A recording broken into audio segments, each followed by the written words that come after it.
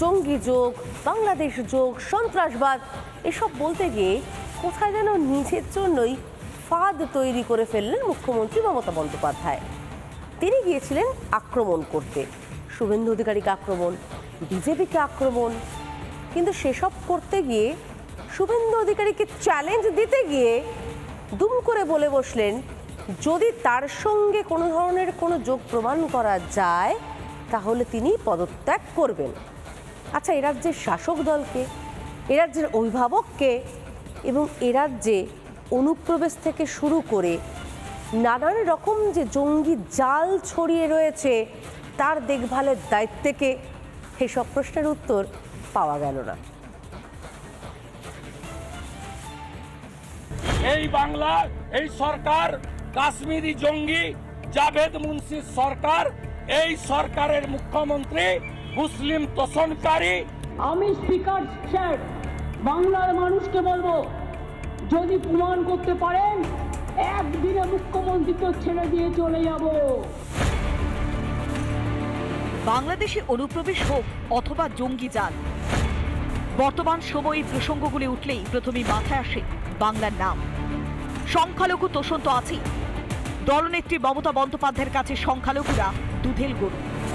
তার মন্ত্রিসভার সদস্যরা অমুসলিমদের দুর্ভাগা বলেন, হিন্দুদের ভাগীরথীর জলে কেটে ভাসিয়ে দেওয়ার কথা বলেন, মুসলিম জনসংখ্যা বাড়াতে 4টে করে সন্তানের নিদান দেন, অথচ নেত্রী সেসব দেখেও চোখ উল্টে থাকেন।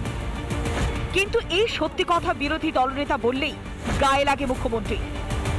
এই সরকার মোল্লাদের সরকার, এই সরকার মুসলমানদের সরকার, এই সরকার আনসারুল বাংলার 7 সেকেন্ডের সরকার, এই বাংলা, এই সরকার কাশ্মীরি জঙ্গি জাভেদ মুন্সির সরকার, এই সরকারের মুখ্যমন্ত্রী মুসলিম তোষণকারী। সত্যি কথা চিরকালই অপ্রিয় মমতা বন্দ্যোপাধ্যায়ের কাছে। আমি নাকি হিন্দু ধর্মকে তাচ্ছিল্য করি আর আমি মুসলিম লীগ করি।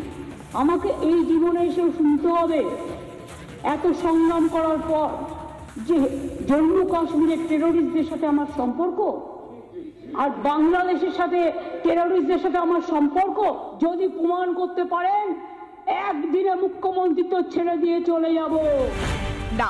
এবার ছেড়ে কথা বলেননি বিরোধী দলনেতা। বিরোধী দলনেতার পাল্টা জবাবটা শুনুন। আপনার বিরুদ্ধে আমাদের প্রধান বিরোধী দলনেতার যে অভিযোগ, সেটা পুলিশ মন্ত্রী হিসাবে, রাজ্যের শাসক দলের চিফ হিসাবে, রাজ্যের মুখ্যমন্ত্রী হিসাবে, আর আপনি কাকে ভয় দেখাচ্ছেন, কি উস্কাবেন? আপনি তো এর আগে উস্কেছেন। প্রধানমন্ত্রীকে চিঠি লিখে শুভেন্দুর বিরুদ্ধে নালিশ জানাবেন মুখ্যমন্ত্রী। কি লিখবেন সেই চিঠিতে? বাংলায় পুলিশের নিরাপত্তায় সরস্বতী করতে হবে, এটা লিখবেন?